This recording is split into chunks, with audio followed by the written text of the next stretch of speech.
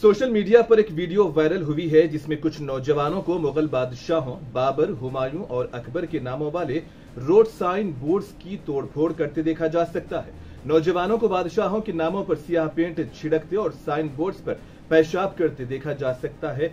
दक्ष चौधरी नामी एक शख्स को उन सड़कों के नाम तब्दील करने का मुतालिबा करते हुए सुना गया। इसने अकबर रोड के तबाहशुदा साइन बोर्ड पर छत्रपति शिवाजी का पोस्टर चस्पा किया। कैमरे की तरफ देखते हुए चौधरी ने जय जय के नारे लगाए। मुबैना तौर पर नौजवानों ने यह कदम हाल ही में रिलीज होने वाली बॉलीवुड फिल्म छावा को देखने के बाद उठाया है, जो मराठा हुक्मरान शिवाजी की जिंदगी पर मबनी है। जय छत्रपति संभाजी महाराज की जय।